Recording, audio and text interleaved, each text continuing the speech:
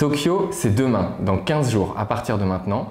L'équipe, vous la connaissez, Nicolas Delmotte, Pénélope Le Prévost, Mathieu Billot et Simon Delestre. Thierry Pommel, notre sélectionneur, nous en dit un peu plus sur sa stratégie.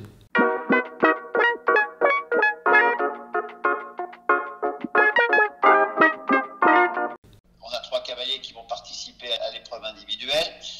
Je pense que Nicolas Delmotte a une bonne chance d'aller bien sûr en finale, mais aussi de participer à un éventuel barrage pour médaille.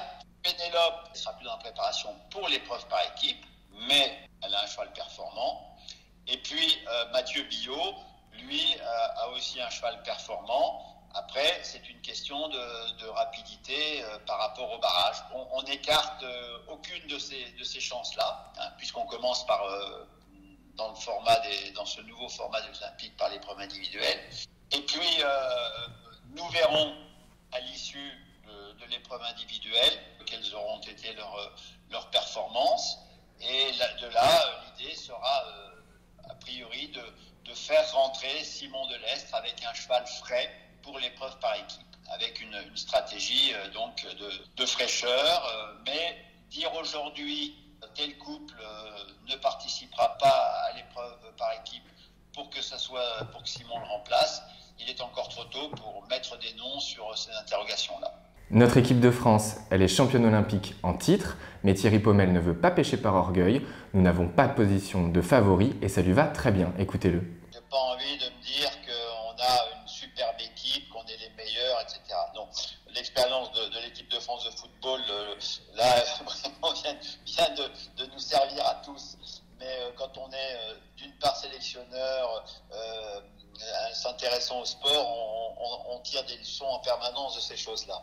Je l'ai dit, je crois beaucoup en ces cavaliers, je crois beaucoup en ces couples, et on va aux Jeux Olympiques pour faire quelque chose. Bien sûr que oui. Il ne reste plus qu'un concours à nos Bleus pour se préparer avant la grande échéance.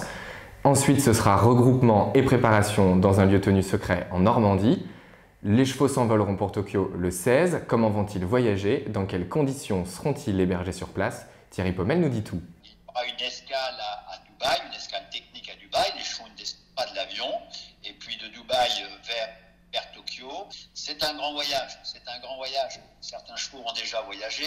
D'autres n'ont jamais voyagé encore en avion. C'est le moyen de transport le plus agréable pour les chevaux. Maintenant, c'est long, bien évidemment. C'est forcément du stress et puis une certaine fatigue durant ce vol. Donc, les chevaux auront une semaine pour s'acclimater aussi à leurs écuries, à remettre du voyage. Et les conditions sur place sont particulières parce que la température annoncée est à peu près de 38 degrés avec un taux d'humidité à 80%.